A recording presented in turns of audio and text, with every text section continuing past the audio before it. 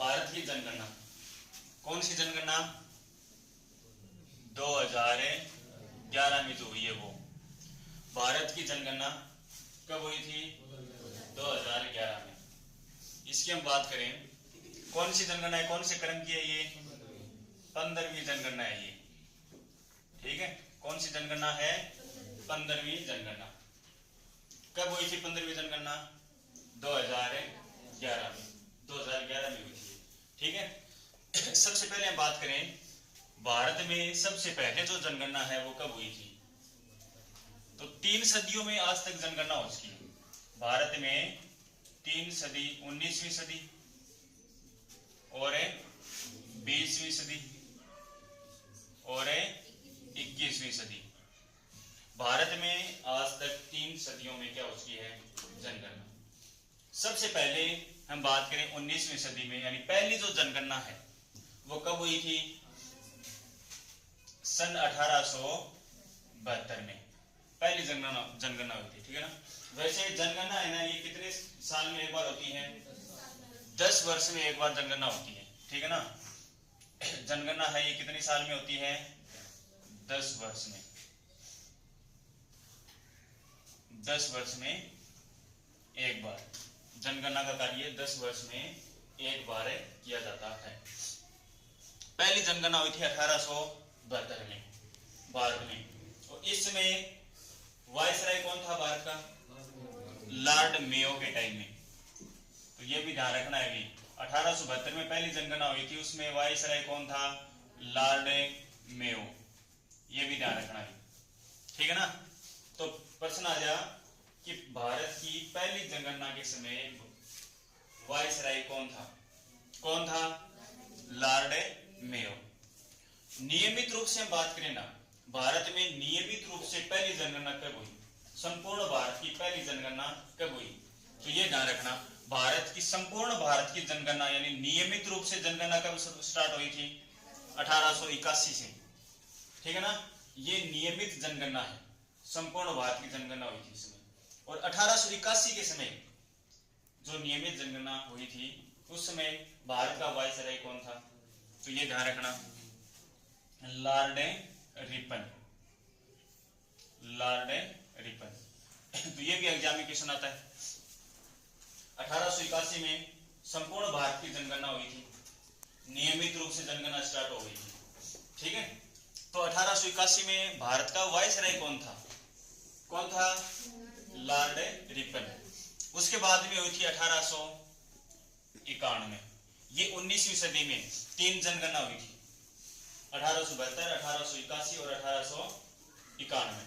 20वीं सदी की हम बात करें तो 1901 में, 1911, 1921, 1931, 1941, 51, 61, 71,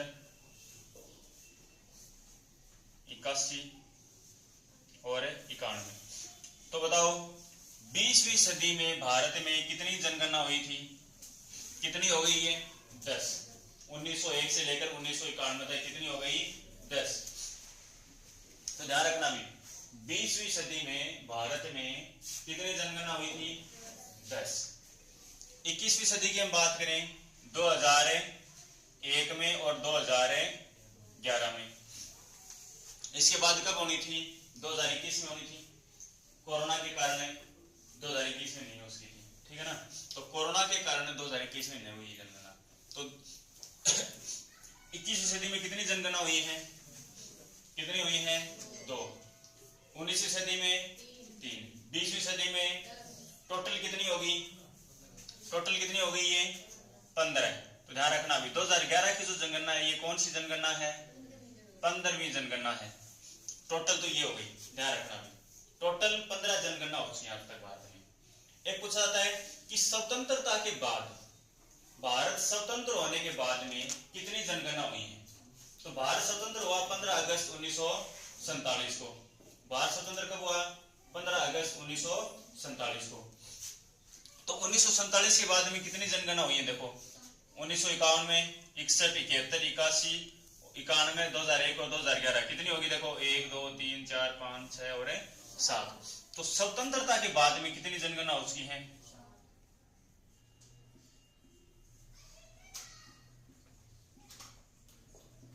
आज तक हम बात करें भारत स्वतंत्र होने के बाद कितनी जनगणना हो चुकी है? 7 जनगणना हो चुकी है। कब है? भारत के स्वतंत्र होने के बाद। टोटल कितनी होगी? 15। स्वतंत्रता के बाद में 7। ठीक है। और पहली जनगणना कब हुई थी? 1872 में। उसमें वायसराय कौन था? Lord Mayo. और दूसरी जनगणना, नियमित रूप से जनगणना कब हुई? 1881 से स्टार्ट हुई। ठीक है ना। और 1881 में वायसराय कौन था? Lord Ripon. 1881 में था लॉर्ड रिपन। ठीक है, तो ये ध्यान रखना है। फिर हम बात करें स्वतंत्रता के बाद, भारत स्वतंत्र होने के बाद में जितनी भी जनगणना हुई है ना, ये कौन से अधिनियम के तहत हुई है? ये एग्जाम में क्वेश्चन आता है। ठीक है ना। स्वतंत्र होने के बाद में भारत में जनगणना का जो कार्य है, ये कौन से अधिनियम के तहत किया जाता है? तो ये एग्जाम में क्वेश्चन आता है। तो ये भी ध्यान रखना भाई, स्वतंत्रता के बाद, स्वतंत्रता के बाद जनगणना का कार्य, जनगणना का कार्य कौन से अधिनियम के तहत किया जाता है?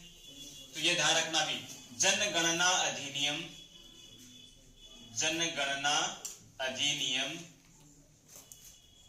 1948, जनगणना अधिनियम 1948। तो ये ध्यान रखना भी, वेरी वेरी इंपॉर्टेंट है। भारत स्वतंत्र होने के बाद में जितनी भी जनगणनाएं हुई हैं, वो कौन से अधिनियम के तहत की गई हैं? जनगणना अधिनियम 1948 के तहत की गई है। जनगणना अधिनियम 1948 के तहत की गई है टोटल जनगणना। ठीक है। और ये अधिनियम किसने पेश किया था? सरदार वल्लभ भाई पटेल ने। जनगणना अधिनियम 1948 किसने पेश किया? सरदार वल्लभ भाई पटेल। तो ये हमें ध्यान रखना है। ठीक है। तो ये पॉइंट थार याद रह जाओ, कोई दिक्कत को नहीं। अब हम बात करें 2011 की जनगणना, जनगणना। और एक बात और देखो कि जनसंख्या नीति भारत में सबसे पहले कब आई थी? जनसंख्या नीति की हम बात करें, पहली जनसंख्या नीति, प्रथम जनसंख्या नीति, भारत में प्रथम जनसंख्या नीति कब आई? 1976 में। ये भी ध्यान रखना भी, प्रथम जनसंख्या नीति कब आई? 1976 में। ठीक है ना। भारत में प्रथम जनसंख्या नीति कब आई थी? 1976 में। ये भी ध्यान रखना, प्रथम जनसंख्या नीति 1976 में। याद रह जाओ, कोई दिक्कत को नहीं। ठीक है। अब हम बात करें जनगणना 2011, भारत की जनगणना 2011 की हम बात करें। तो जनगणना 2011 इसकी हम बात करें तो ये कौन सी जनगणना है? 15वीं जनगणना है। ठीक है। और इस जनगणना के टाइम में भारत की जनसंख्या, कितनी जनसंख्या रही है? 121.08 करोड़। ठीक है ना। और 2011 की जो जनगणना हुई है, 2011 की जो जनगणना हुई है भारत के अंदर, तो इस जनगणना में एक जनगणना आयुक्त बनाया गया। क्या बनाया गया? जनगणना आयुक्त। जनगणना आयुक्त किसको बनाया गया था? सी चंद्रमौली। किसको बनाया गया? सी चंद्रमौली। सी चंद्रमौली जनगणना आयुक्त बनाया गया सी चंद्रमौली को। तो ये भी ध्यान रखना भी, 2011 की जो जनगणना हुई है, इस जनगणना में जनगणना आयुक्त किसे बनाया गया? सी चंद्रमौली। सी चंद्रमौली। ठीक है। नारा क्या रखा गया है इसका? जनगणना 2011 का जो नारा है वो क्या है? हमारी जनगणना हमारा अधिकार। हमारी जनगणना हमारी जनगणना हमारा अधिकार।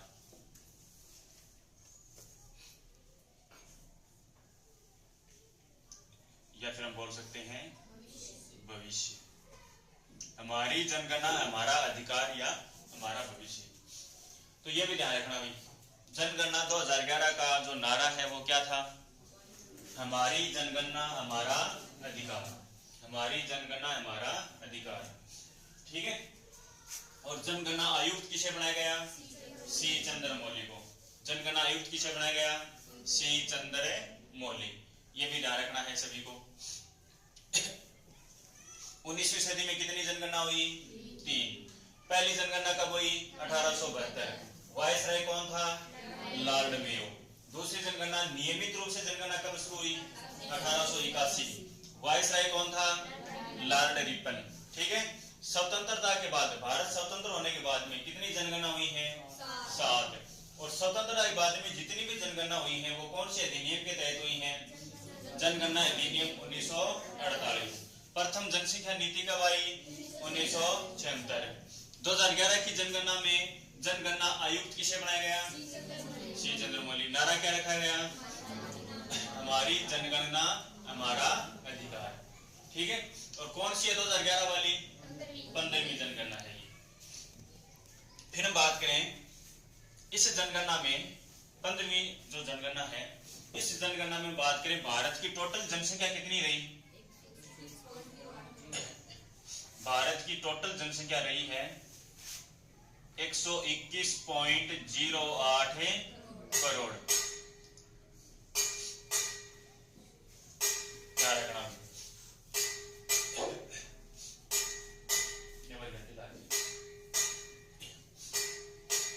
टावर घंटे लागी। हाँ देखो 2011 की जनगणना में भारत की टोटल जनसंख्या कितनी है? 181.08 करोड़। 121.08 करोड़ में कटा हो गई वापिस। हाँ, जनसंख्या 2000 जनगणना 2011 के अनुसार टोटल जनसंख्या कितनी है? 121.08 करोड़। हम बात करें 2011 की जनगणना के अनुसार टोटल जनसंख्या कितनी है?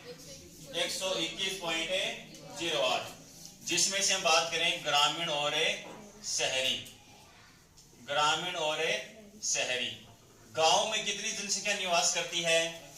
68.86%। इतनी जनगणना तो निवास करती है, इतनी जनसंख्या कहाँ निवास करती है? गांव में।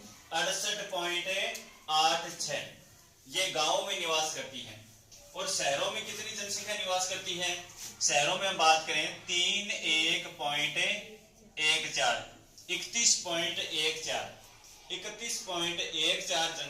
जो जनसंख्या है वो कहाँ निवास करती है? शहरों में, ठीक है। तो टोटल 2011 की जनगणना के अनुसार भारत की जनसंख्या कितनी है? 121.08 करोड़। और गांव में कितनी जनसंख्या निवास करती है? 68.86%। शहरों में 31.14%। ये ध्यान रखना। और हम बात करें 2011 की जनगणना के अनुसार ही, 2011 की जनगणना के अनुसार हम बात करें तो भारत में कितने राज्य और केंद्र शासित प्रदेश थे? ठीक है।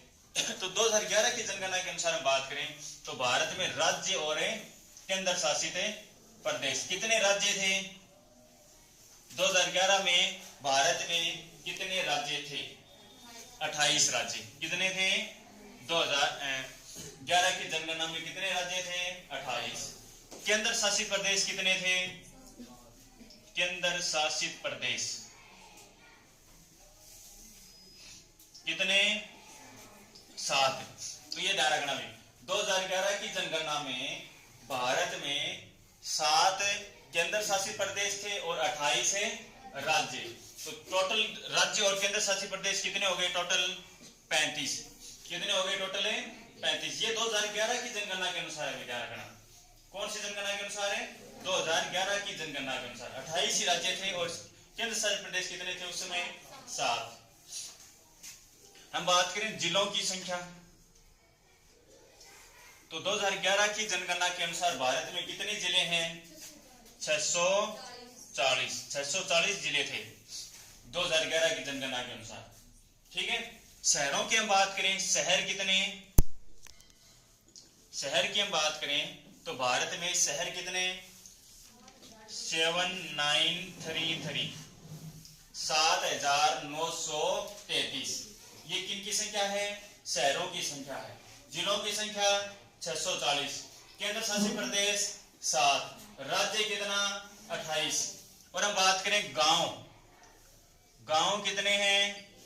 640 930 640 930 6,40,930 गांव। तो ये सभी ध्यान रखने हैं। भारत में 2011 की जनगणना के अनुसार 28 तो क्या है? राज्य, 7 क्या है?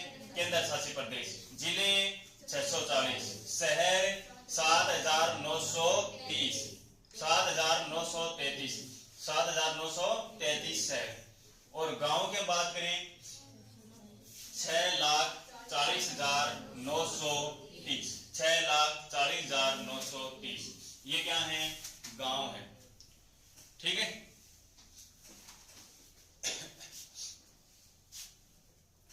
आज तक समझ में आ गया?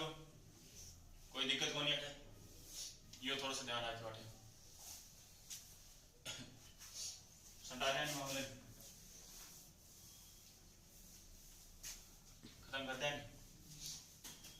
वैसी वीडियो तो बनी जाओ, बाद में देख के भी लिख सको तो कमीशन नहीं रहता।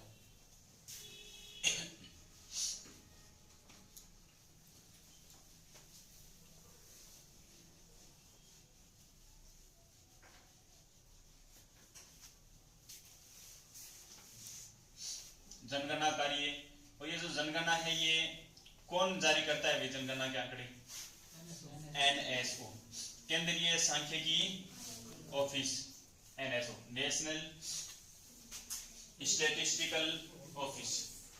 ध्यान रखना भी, जनगणना है ना, जनगणना, इसके आंकड़े कौन जारी करता है? भारत में जनगणना के जो आंकड़े हैं वो कौन जारी करता है? NSO, national statistical office. इसकी फुल फॉर्म क्या है? नेशनल स्टैटिस्टिकल, STATISTICL,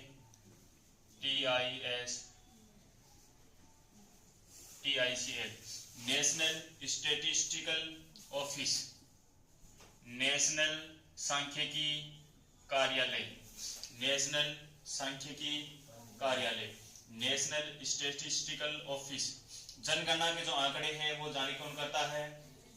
NSO जारी करता है। ठीक है ना, NSO। तो ये इसकी फुल फॉर्म है, ये ध्यान रखना। ये जनगणना के आंकड़े जारी करता है NSO, याद रखनी है बात। ठीक है,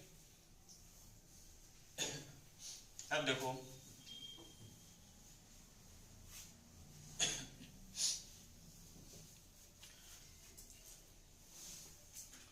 हम बात करें जनसंख्या की। भारत में जनसंख्या, टोटल कितनी जनसंख्या है भारत में? 121.08 करोड़। भारत में कितनी जनसंख्या है? 121.08 करोड़ 2011 की जनगणना के अनुसार। इसमें सबसे ज्यादा और न्यूनतम की बात करें, सर्वाधिक और न्यूनतम।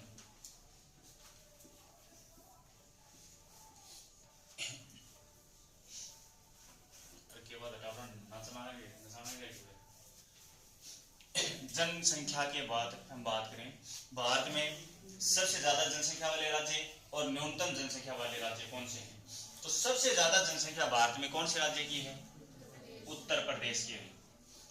उत्तर प्रदेश। उत्तर प्रदेश के बाद में कौन सा आता है? उत्तर प्रदेश के बाद में आता है महाराष्ट्र। उत्तर प्रदेश के बाद में आता है महाराष्ट्र। महाराष्ट्र के बाद बिहार। बिहार के बाद में आता है पश्चिम बंगाल। तो ये आपको ध्यान रखना है। भारत के सर्वाधिक जनसंख्या वाले राज्य कौन कौन से हैं? उत्तर प्रदेश, महाराष्ट्र, बिहार और पश्चिम बंगाल। ठीक है, उत्तर प्रदेश, महाराष्ट्र, बिहार, पश्चिम बंगाल। एक नंबर पर कौन सा है? उत्तर प्रदेश। 2 पर कौन सा आता है? महाराष्ट्र। 3 पर है बिहार और 4 पर है पश्चिम बंगाल। तो ये ध्यान रखना। न्यूनतम जनसंख्या कौन से राज्य की है? सिक्किम। सिक्किम के बाद में आता है मिजोरम, फिर आता है अरुणाचल प्रदेश, अरुणाचल प्रदेश, और अरुणाचल प्रदेश के बाद में आता है गोवा। तो ध्यान रखनी है। 2011 की जनगणना के अनुसार सर्वाधिक जनसंख्या वाले राज्य तो हैं उत्तर प्रदेश, महाराष्ट्र, बिहार, पश्चिम बंगाल। न्यूनतम जनसंख्या वाले राज्य कौन से हैं? सिक्किम, मिजोरम, अरुणाचल प्रदेश, गोवा। ठीक है, सबसे ज्यादा उत्तर प्रदेश की, न्यूनतम है सिक्किम की।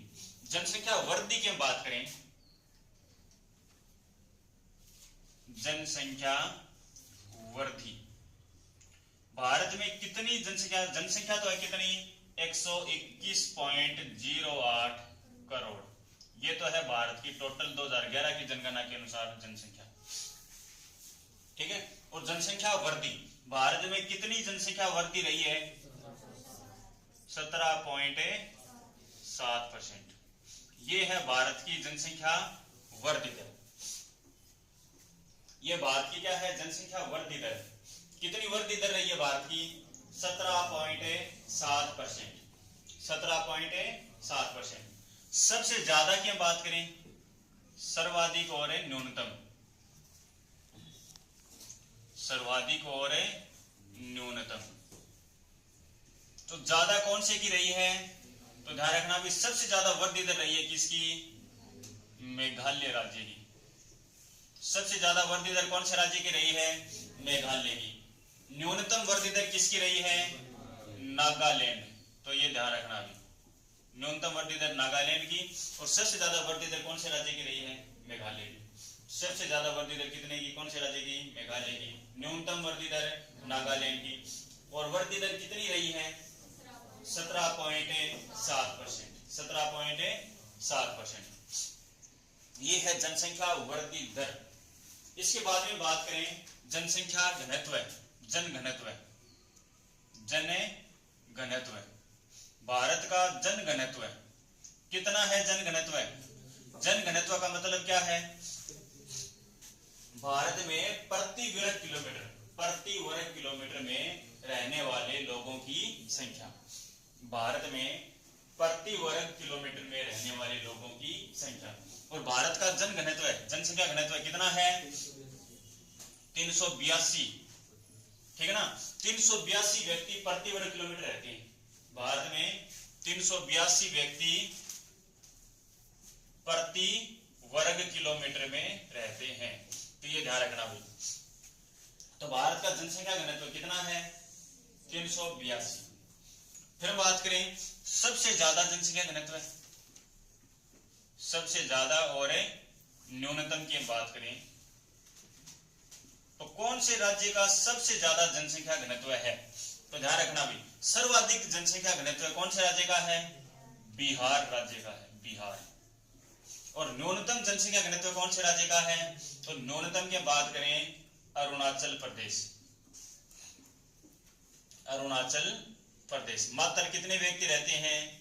17 व्यक्ति प्रति वर्ग किलोमीटर में रहते हैं। बिहार के बाद में कौन से राज्य का नाम आता है?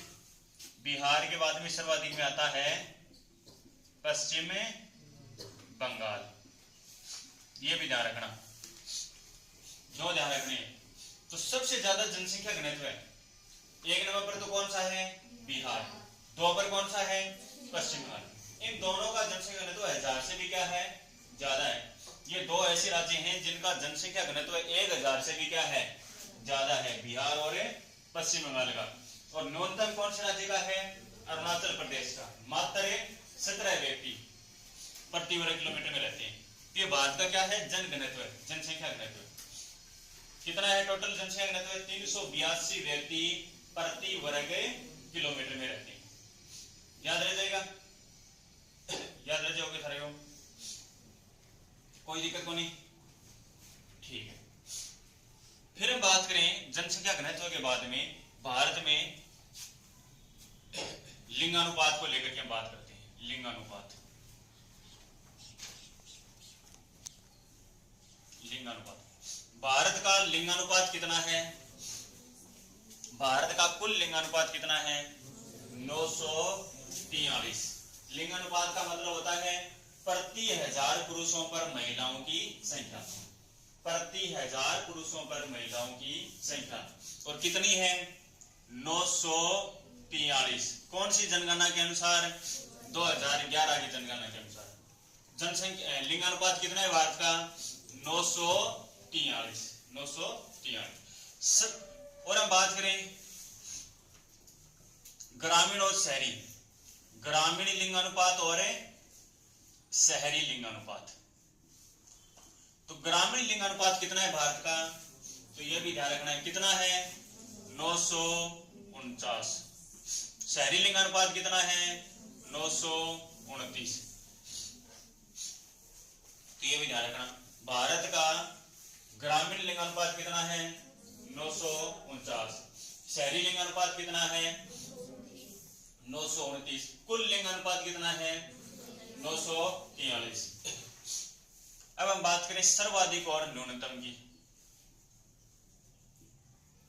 सर्वाधिक और न्यूनतम। तो बताओ सबसे ज्यादा लिंगानुपात कौन से राज्य का है? भारत में सबसे ज्यादा लिंगानुपात कौन से राज्य का है? केरल राज्य का है, केरल। और केरल के बाद में कौन सा आता है? तमिलनाडु। ध्यान रखना, केरल के बाद में कौन सा आता है? तमिलनाडु। तमिलनाडु के बाद में आंध्र प्रदेश, और आंध्र प्रदेश के बाद में छत्तीसगढ़, आंध्र प्रदेश के बाद में छत्तीसगढ़। हमें ध्यान रखना है सर्वाधिक किसका है। तो सबसे ज्यादा किसका है? केरल का। भारत में सबसे ज्यादा लिंगानुपात कौन से राज्य का है? केरल राज्य का। किसका? केरल का। न्यूनतम की हम बात करें तो न्यूनतम में कौन सा है? हरियाणा के बाद में सिक्किम, हरियाणा के बाद में सिक्किम, और सिक्किम के बाद में पंजाब, सिक्किम के बाद में आता है पंजाब। तो ध्यान रखना भी, भारत में सबसे ज्यादा लिंगानुपात कौन से राज्य का है? तो भारत में सबसे ज्यादा लिंगानुपात है केरल राज्य का। सबसे कम लिंगानुपात कौन सा राज्य को है? सबसे कम है हरियाणा को, और सबसे ज्यादा है केरल को। याद रह जाओ। फिर बात करें शिशु लिंगानुपात की। शिशु लिंगानुपात, तो बताओ भाई भारत में शिशु लिंगानुपात कितना है? तो ये आपको ध्यान रखना, कितना है? 919। भारत में शिशु लिंगानुपात कितना है? 919। कितना है शिशु लिंगानुपात? है 919। और शिशु लिंगानुपात कितने वर्ष के बच्चे आते हैं इसमें? 0 से 6 वर्ष के बच्चे, ठीक है ना। 0 से 6 वर्ष के जो बच्चे हैं वो आते हैं शिशु। और शिशु लिंगानुपात कितना है भारत में? 919। सबसे ज्यादा शिशु लिंगानुपात की बात करें सर्वाधिक, और हम बात करें न्यूनतम की। सर्वाधिक और न्यूनतम। तो बताओ भाई भारत में सबसे ज्यादा शिशु लिंगानुपात कौन से राज्य का है? आंध्र प्रदेश। ध्यान रखना, कौन से राज्य का है? आंध्र प्रदेश का है। न्यूनतम शिशु लिंगानुपात कौन से राज्य का है? हरियाणा। कौन से राज्य का है? हरियाणा। तो ये भी ध्यान रखना, भारत में सबसे ज्यादा शिशु लिंगानुपात कौन से राज्य का है? आंध्र प्रदेश का। भारत में सबसे ज्यादा शिशु लिंगानुपात कौन से राज्य का है? आंध्र प्रदेश। और न्यूनतम शिशु लिंगानुपात कौन से राज्य का है? हरियाणा का, हरियाणा, ठीक है ना। और सबसे ज्यादा लिंगानुपात कौन से राज्य का है? केरल। सबसे न्यूनतम लिंगानुपात कौन से राज्य का है? हरियाणा। टोटल लिंगानुपात कितना है? 943। ग्रामीण क्षेत्रों में 949। शहरी क्षेत्रों का लिंगानुपात है 929। शिशु लिंगानुपात 919। 919। ये बात थी किसकी? लिंगानुपात, ठीक है ना। खत्म करते हैं, इन्हें याद रखना है। ठंडा पड़े ना, था नहीं याद पाया तो याद वीडियो सब सब कल शुरुआत कराना, सोच समझ के होगा ठाओगा कोचिंग मानू पहला 5 बार सोचो है।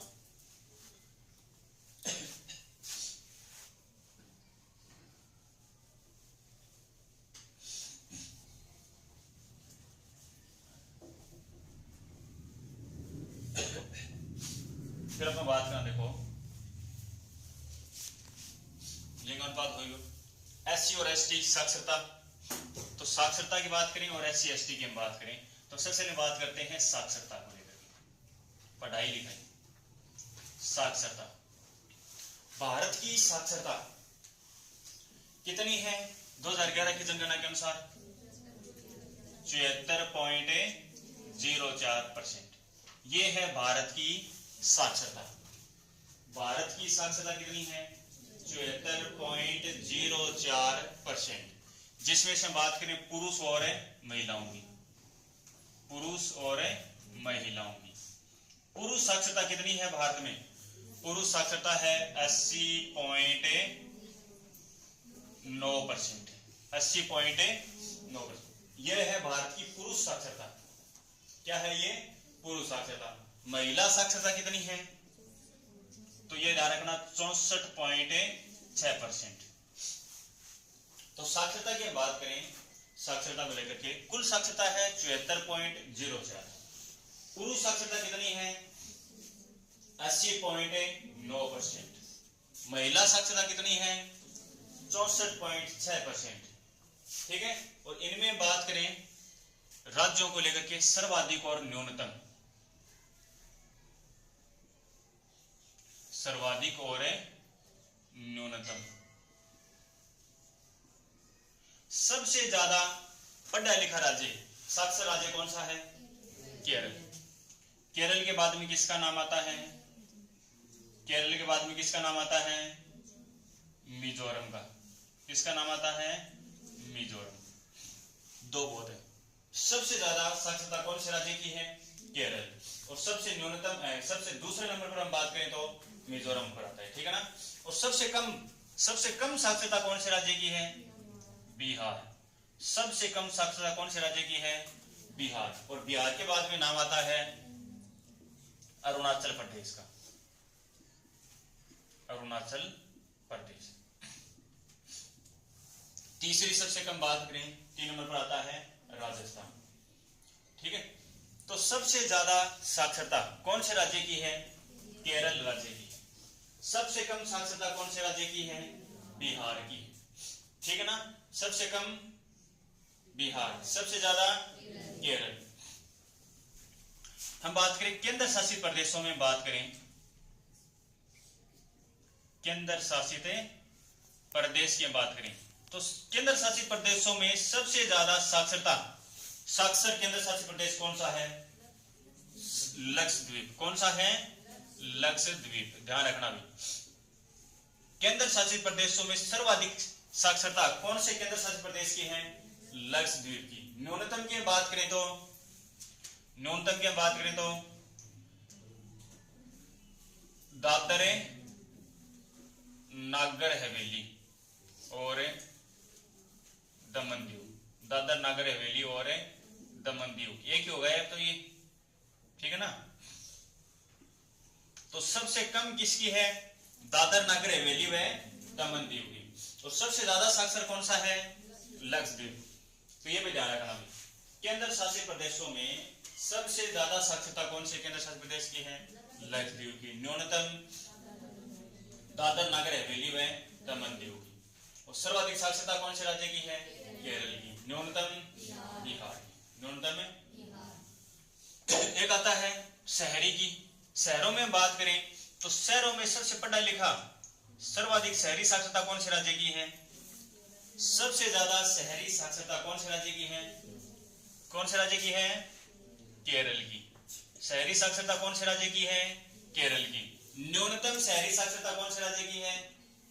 न्यूनतम शहरी साक्षरता, न्यूनतम शहरी साक्षरता कौन से? उत्तर प्रदेश की। किसकी है? उत्तर प्रदेश। तो ये ध्यान रखना भाई, शहरों में सबसे कम किसकी है? उत्तर प्रदेश की, ज्यादा केरल की है। पुरुषों में हम बात करें, पुरुषों में सबसे ज्यादा साक्षर कौन सा है? पुरुषों में सबसे ज्यादा साक्षर कौन सा है? केरल। कौन सा राज्य है? केरल। और न्यूनतम की बात करें तो बिहार। पुरुषों में सबसे कम पढ़ा लिखा कौन सा है? बिहार। सबसे ज्यादा केरल। महिलाओं में हम बात करें तो महिलाओं में सबसे ज्यादा साक्षर कौन सा है? महिलाओं में सबसे ज्यादा साक्षर कौन सा है? केरल। न्यूनतम की बात करें तो राजस्थान। महिलाओं में सबसे कम साक्षर कौन सा है? राजस्थान है। तो ये ध्यान रखना भी, ठीक है। भारत की कुल साक्षरता है 74.04%। पुरुष कितने पढ़े लिखे हैं? 80.9%। महिला 64.6%। सबसे ज्यादा साक्षर है केरल, न्यूनतम में बिहार।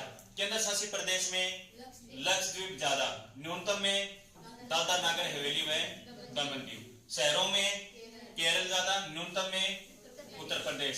पुरुषों में केरल, न्यूनतम में बिहार। महिलाओं में केरल, न्यूनतम में राजस्थान। ठीक है। फिर हम बात करें एससी और एसटी। एससी और एसटी,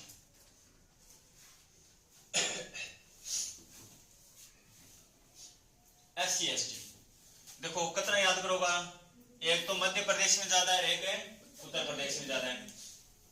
अब कौन सी उत्तर प्रदेश में ज्यादा है, कौन सी मध्य प्रदेश में ज्यादा है, इसके लिए क्या करना है? यूपीएससी ध्यान में रखो। क्या याद रखोगा? यूपीएससी। यूपीएससी नाम है यूनियन पब्लिक सर्विस कमीशन, नाम सुन रहे हो? UPSC, union public service commission, UPSC.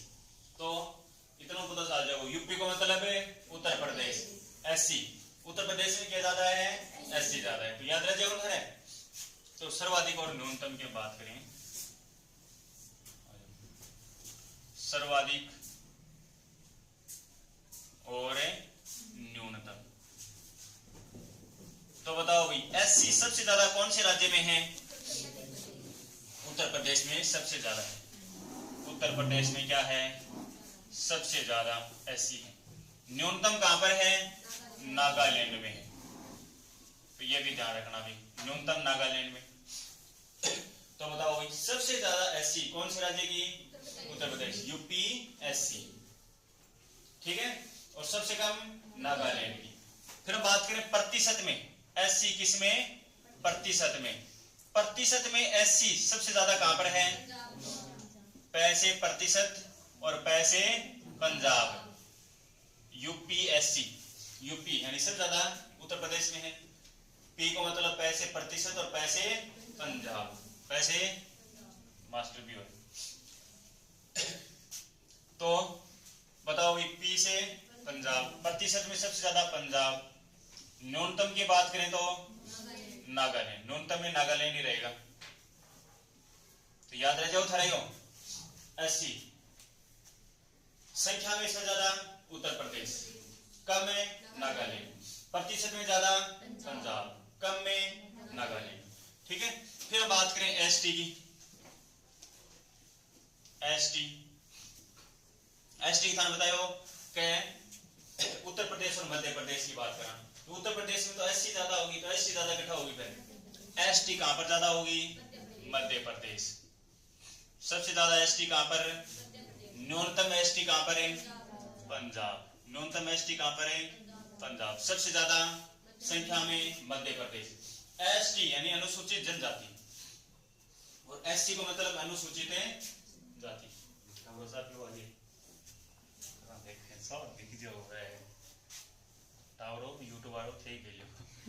राजी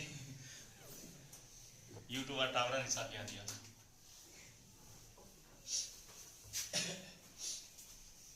तो एसटी प्रतिशत में और बात करा था, तो एसटी प्रतिशत में बात करें अनुसूचित जनजाति। एससी का मतलब अनुसूचित जाति, अनुसूचित जाति, ये अनुसूचित जनजाति, अनुसूचित जनजाति। एसटी परसेंट में बात करें तो मैं से मध्य प्रदेश ज्यादा और मैं से मिजोरम। मैं से मिजोरम। मिजोरम में प्रतिशत में ज्यादा है, प्रतिशत में कम कहां पर है? पंजाब। कम कहां पर है? पंजाब। संख्या में मध्य प्रदेश है, कम पंजाब। प्रतिशत में मिजोरम में और कम है पंजाब में। एससी और एसटी हो गई, साक्षरता हो गई, ठीक है। और हम बात करें, देखो केंद्र शासित प्रदेशों की थोड़ी सी और चर्चा कर लेते हैं। केंद्र शासित प्रदेशों में सबसे ज्यादा जनसंख्या कौन से केंद्र शासित प्रदेश की है? तो देखो जनसंख्या केंद्र शासित प्रदेशों की हम बात करें, केंद्र शासित प्रदेश, सबसे ज्यादा जनसंख्या कौन से केंद्र शासित प्रदेश की है? दिल्ली की है। कहां की है? दिल्ली की। और कम किसकी है? लक्षद्वीप। सबसे कम जनसंख्या कौन से केंद्र शासित प्रदेश की है? लक्षद्वीप की।